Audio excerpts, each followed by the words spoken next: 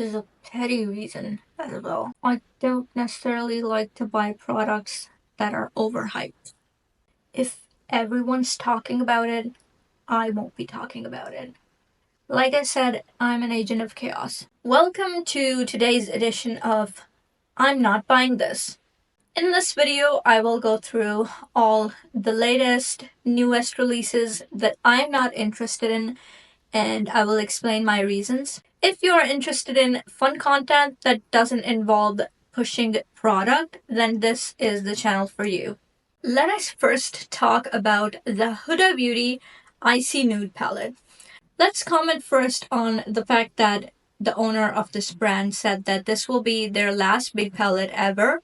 In my humble opinion, as someone who's observed the market for the past many years, I think that the Huda Beauty large palettes do not seem to have the same status they used to have when they were first launched. There was no product similar to their first eyeshadow palettes. There was this one, and there was this one. They were very popular at the time. You could get those anywhere.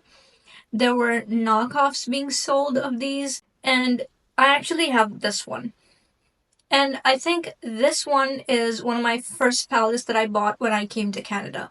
That should tell you that these used to be very popular. But in the past many years, their popularity has declined. They've been on some deep discounts. I actually purchased a few Huda palettes, I think last year, on deep discounts from their own website.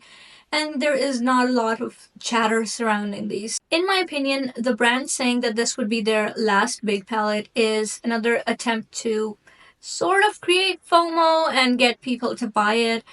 But I think there will definitely be similar products coming from Huda Beauty in the future. I don't think they're going to discontinue eyeshadow palettes at all, and I don't think this should have been such a big deal because I've been seeing thumbnails of various creators' videos saying, last palette ever? Why is that such a big deal to consumers? As a consumer, you don't care. You care that there is one palette available now. Either you want to purchase it or you don't want to. What the future holds is not really the consumer's concern. And Huda Beauty as a brand is going nowhere. Last we discussed in some of my previous videos, they are a very profitable brand. Their value is in the billions, and this brand is not going anywhere, and they're certainly not going to discontinue producing something as essential as eyeshadows. So take this statement as a ploy to get more customers to buy this format of palette, but nothing more.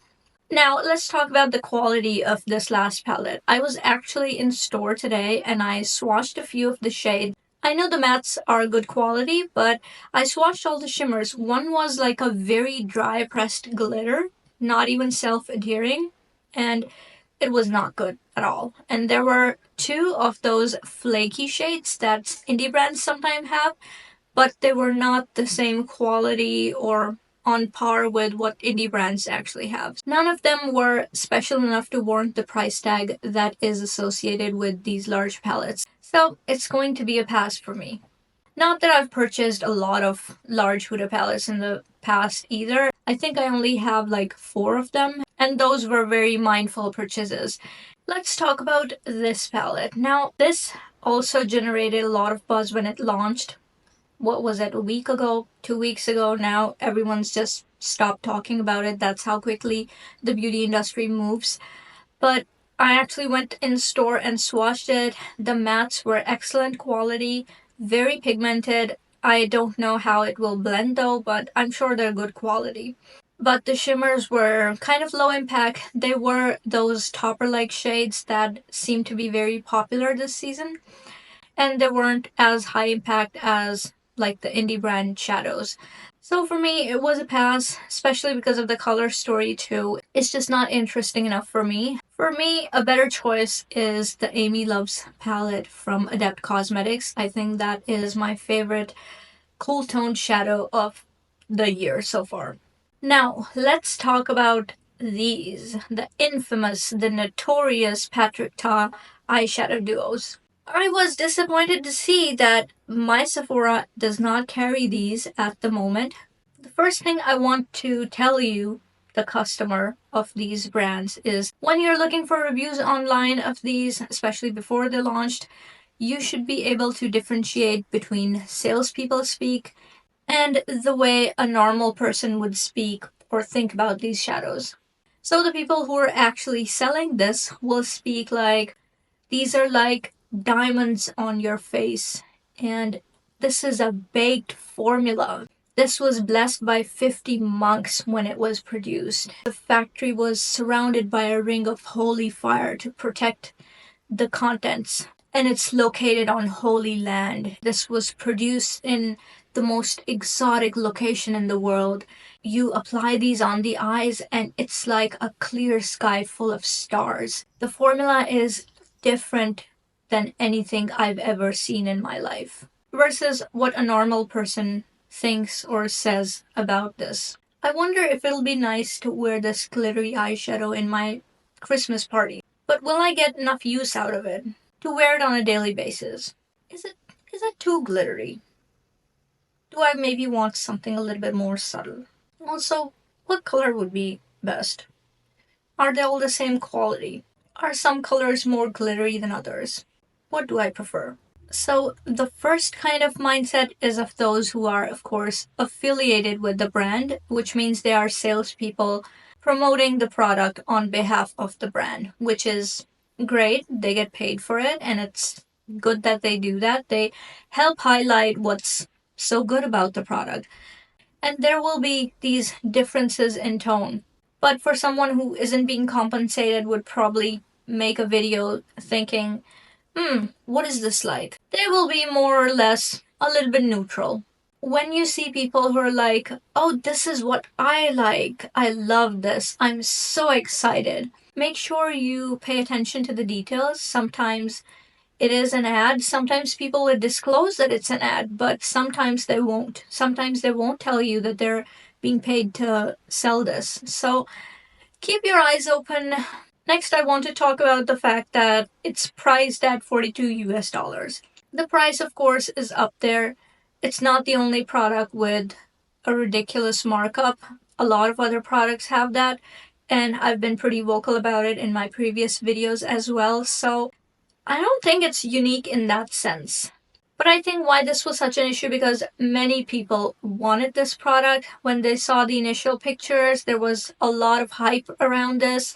Granted, a lot of it was contributed by influencers or salespeople, but people were really looking forward to this. And I think they were let down by the price because some of them wanted more than just one shade. And they probably wouldn't be able to get it given the price point.